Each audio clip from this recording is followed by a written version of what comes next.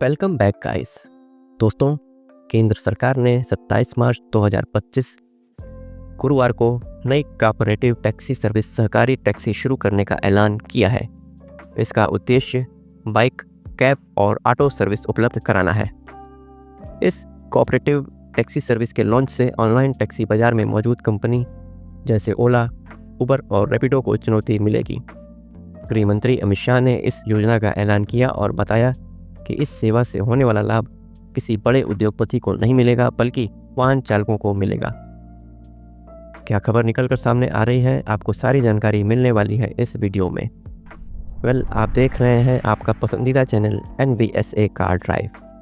अगर आप इस चैनल पर नए हैं तो चैनल को सब्सक्राइब करके बेल आइकन दबाकर नोटिफिकेशन ऑन कर लें। चलिए वीडियो स्टार्ट करते हैं।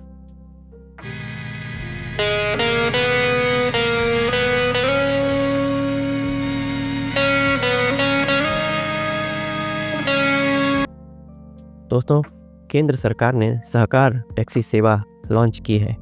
इसका मदद ड्राइवरों को वित्तीय लाभ पहुंचाना है। दोपहिया टैक्सी, ऑटो रिक्शा और चार पहिया टैक्सी की पंजीकरण की जाएगी। इससे ड्राइवरों को बड़ी कंपनियों के साथ प्रॉफिट शेयर किए बिना कमाने का अवसर मिलेगा।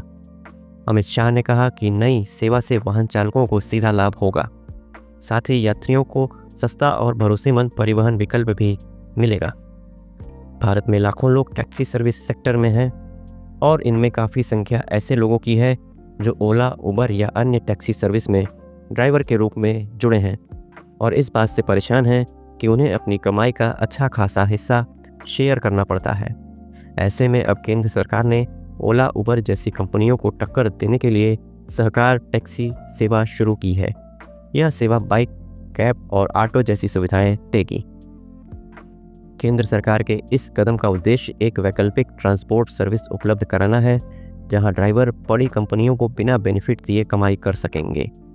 केंद्रीय गृह मंत्री और सहकारिता मंत्री अमित शाह ने संसद में इस पहल की घोषणा करते हुए कहा कि सहकारी टैक्सी देश भर में दोपहिया टैक्सियों, ऑटो रिक्शा और चार पहिया टैक्सियों का रजिस्ट्रेशन करेगी। अमित शाह ने यह भी कहा कि प्रधानमंत्री नरेंद्र मोदी का सहकार से समृद्धि सिर्फ एक नारा नहीं है। इसे साकार करने के लिए सहकारिता मंत्रालय ने पिछले 3.5 साल में दिन रात काम किया है। केंद्रीय मंत्री ने आगे कहा कि सहकारी टैक्सी सेवा आने वाले महीनों में शुरू की जाएगी। निजी कंपनियों के विपरीत यह सरकारी सेवा यह सुनिश्चित करेगी कि सारी कमाई ड्राइवरों के पास ही रहे, जिससे उन्हें अधिक वित्तीय लाभ मिल सके। अमित शाह ने यह भी कहा कि इसके अलावा एक सरकारी बीमा कंपनी भी बनाई जाएगी जो देश में लोगों को बीमा सेवाएं उपलब्ध कराएगी। उन्होंने आगे कहा कि कम समय में यह प्राइवेट सेक्टर की सबसे बड़ी इंश्योरेंस कंपनी बन जाएगी। आपको बता दें कि पश्चिम बंगाल में यात्री साथी नाम से एक ऐसी ही सर्विस पहले से चल रही है, जो पहले सिर्फ कोलकाता में उपलब्ध थी। अब इसका विस्तार सिलीगुड़ी, आसनसोल और दुर्गापुर जैसे शहरों में हो गया है। यात्री साथी क्विक बुकिंग, स्थानीय भाषा में जानकारी, किफ़ायती किराया और 24 घंटे कस्टमर सपोर्ट भी प्रदान करती है, जिससे यह यात्रियों के बीच एक लोकप्रिय विकल्प बन चुकी है।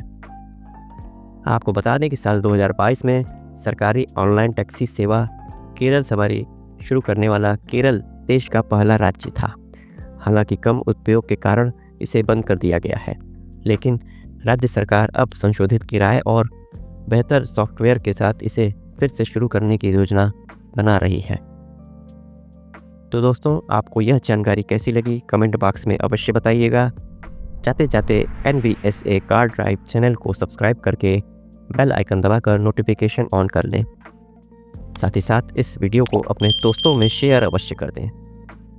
मिलते हैं आपसे अगले वीडियो में, तब तक आप अपना ख्याल रखें। आपका दिन मंगलमय हो। धन्यवाद।